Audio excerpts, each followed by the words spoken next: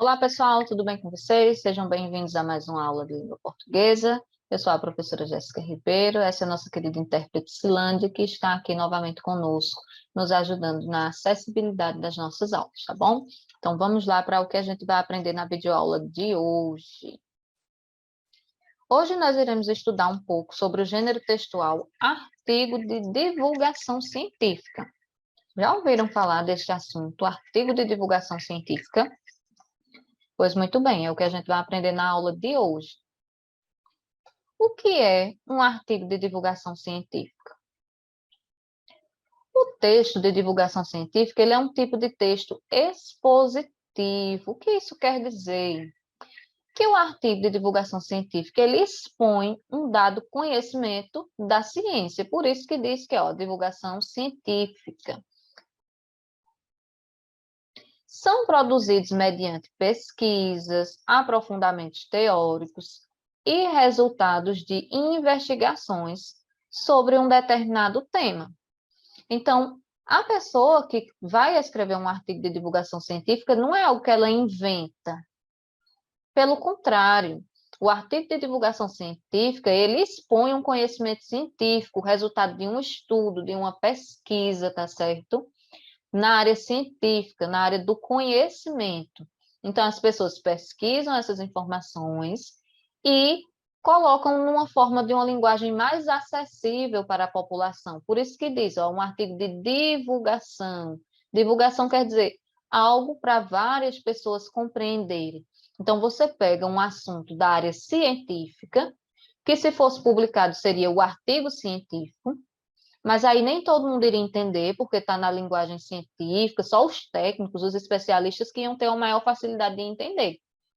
Porém, é pego esse mesmo conteúdo e dito de um modo mais simples, com uma linguagem mais simples, mais comum para que as pessoas entendam aquele assunto, mesmo sem ser especialista.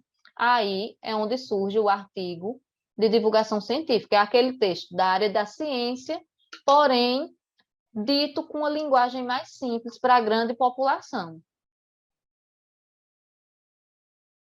Possui a finalidade principal de popularizar a ciência.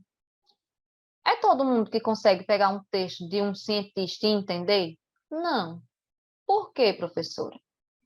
Porque ele vai utilizar termos, palavras comuns dos especialistas científicos. Então, só um outro especialista vai entender determinados termos que ele vai utilizar. A gente que não é cientista vai ter muita dificuldade. Então, para que a gente não tenha tanta dificuldade de entender os assuntos que envolvem a ciência, criou-se o gênero artigo de divulgação científica, que é justamente popularizar a ciência, trazer a ciência para aquelas pessoas que não são especialistas de um modo mais simples, mais acessível, tá certo? Ou seja, divulgar o conhecimento científico de uma forma mais acessível, conseguir transmitir para mais pessoas, mesmo que essas pessoas não sejam cientistas. Vou mostrar para vocês aqui um exemplo de um artigo de divulgação científica. Então, primeiro eu vou perguntar para vocês: por que existem gêmeos idênticos, iguaizinhos, e existem os gêmeos que, mesmo sendo gêmeos, são diferentes? Vocês já pararam para se perguntar por que que isso acontece? Se nos dois casos são gêmeos, tem aqueles que são idênticos. Para quem não sabe, aqui a apresentadora do jornal, ela tem uma irmã gêmea idêntica, veja que é idêntica. Mas tem casos em que os gêmeos são gêmeos, mas são diferentes. Os dois filhos desse apresentador são gêmeos, mas eles são diferentes. Nos dois casos aqui a gente tem gêmeos, porém, no caso 1, gêmeos idênticos, no caso 2, gêmeos diferentes. Por que que isso acontece? Vamos descobrir? Esse é o título do artigo. Por que existem gêmeos idênticos e gêmeos diferentes? A explicação começa na fecundação, cerca de 9 meses antes do nascimento. Irmãos gêmeos são aqueles que nasceram no mesmo dia, da mesma mãe, e que tanto podem ser iguaizinhos ao ponto de não se saber direito quem é quem, como podem ser diferentes até mesmo no sexo. Nasceu um menino e uma menina. Até aqui nenhuma novidade. Curioso é saber como se originam os gêmeos e por que eles podem ser idênticos ou diferentes. A explicação começa mais ou menos 9 meses antes do nascimento, para ser mais claro na fecundação. Pela natureza, os seres humanos começam a se formar quando um óvulo, célula especializada em reprodução só encontrada nas mulheres, é fertilizado por um espermatozoide, outra célula especializada em reprodução encontrada apenas nos homens.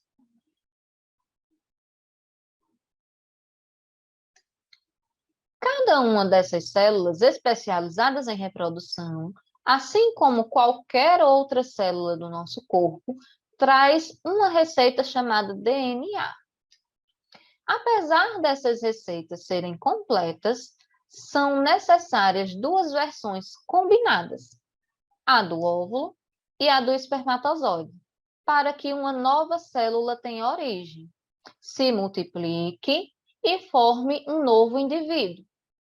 Logo, esse novo ser terá características da mãe, pelo óvulo, e do pai, pelo espermatozoide. Mas e os gêmeos? Muito bem, vamos entender. Nem sempre o corpo da mulher libera apenas um óvulo para ser fertilizado. Às vezes, ele libera 2 óvulos. Aí, um espermatozoide acaba por fecundar um óvulo, enquanto um outro espermatozoide fecunda o outro óvulo.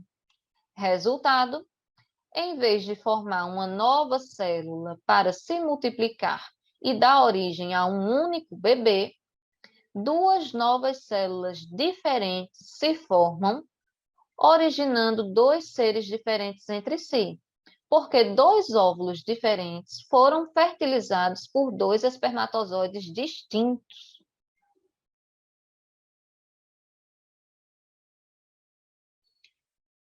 Com os gêmeos idênticos, a história é outra.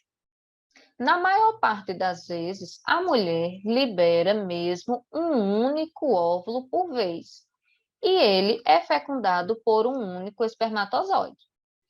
Quando essa célula, com as duas versões da receita, uma do óvulo e outra do espermatozoide, está pronta, ela começa a se multiplicar e forma um aglomerado de células que, por um evento raro, pode se separar em 2 grupos diferentes que continuarão a se multiplicar. E desses 2 grupos de células resultam 2 novos seres que serão idênticos, porque se desenvolveram a partir de um mesmo par de células, ou melhor, de um único óvulo fecundado por um único espermatozoide. Seres que têm a mesma receita, isto é, o mesmo DNA, são considerados idênticos. E na natureza, isso ocorre no caso de gêmeos que tiveram como origem as mesmas células reprodutivas. Mas pergunte a qualquer mãe ou pai de gêmeos idênticos se eles não conseguem diferenciar bem seus filhos, não só fisicamente, mas também pelo comportamento. Essas diferenças existem porque nem todas as nossas características estão nas receitas das nossas células. Há também as influências do meio em que vivemos. Esse texto foi publicado por Rodrigo Venturoso Mendes da Silveira, no Centro de Estudos do Genoma Humano, Instituto de Biociências, na Universidade de São Paulo, e foi publicado pela revista CHC. A revista CHC é a revista Ciência Hoje para Crianças. Essa aqui foi a edição 121, em que é pego um assunto científico. Veja, esse assunto veio dos estudos do genoma humano, onde a mais alta ciência está sendo estudada. Só que foi trazido para nós que não somos cientistas, numa linguagem simples, fácil de ser compreendida. E aí a gente tem um assunto complexo, que é a diferença entre gêmeos idênticos e gêmeos diferentes, que foi explicado aqui para a gente de uma forma mais simples, para que a gente que não é cientista consiga entender por que isso acontece. Esse é o objetivo do artigo de divulgação científica, trazer um conhecimento da ciência de um modo mais fácil de ser compreendido. Então, vamos lá, as principais características desse gênero. Conforme a gente já vê, é um texto expositivo, ou seja, ele expõe um determinado estudo, um determinado conhecimento. Sua finalidade é transmitir conhecimento de natureza científica a um público o mais amplo possível, por isso que diz que é de divulgação. Quanto mais ele conseguir atingir as pessoas, melhor. Então, por isso que usa-se a linguagem mais simples e não a linguagem técnica, a linguagem dos cientistas. Sua estrutura vem desde uma ideia principal, que é onde ele vai estar trazendo ali a afirmação de um conceito, passando pelo desenvolvimento através das provas. Então, dentro do texto, há exemplos, há comparações, há relações de efeito e de causa, há os resultados das experiências, dados estatísticos, tabelas, gráficos, pode aparecer no artigo de divulgação científica. Por quê? Porque é um estudo, é uma pesquisa, tem como provar o que foi investigado, o que foi pesquisado. E, por fim, ele traz a conclusão daquele estudo, a conclusão daquela pesquisa. A linguagem deve ser uma linguagem clara, objetiva e impessoal, ou seja, não tem um narrador.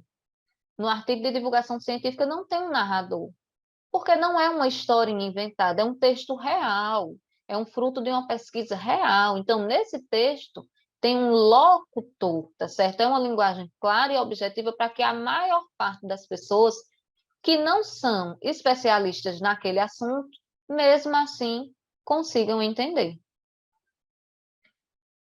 Ele emprega a variedade padrão da língua, com presença de termos e conceitos científicos, porém, esses termos e conceitos científicos aparecem pouco, e quando aparecem, eles são explicados para que a gente entenda o que significa, e traz assuntos das mais variadas áreas do conhecimento. Os verbos, normalmente predomina o verbo no tempo do presente, do indicativo, para dar uma ideia de que aquele estudo é um estudo recente, é um estudo que acabou de ser publicado, tá bom? Espero que vocês tenham entendido o que é o gênero, o artigo de divulgação científica. Quem tiver curiosidade para ler alguns artigos, vocês podem pesquisar na internet a revista Super Interessante ou a revista Ciência Hoje para Crianças, que lá aparece a divulgação de muito conhecimento científico através dos artigos de divulgação, com essa linguagem fácil, simples, que a gente que não é cientista vai conseguir entender, tá bom? Um forte abraço e até a próxima aula.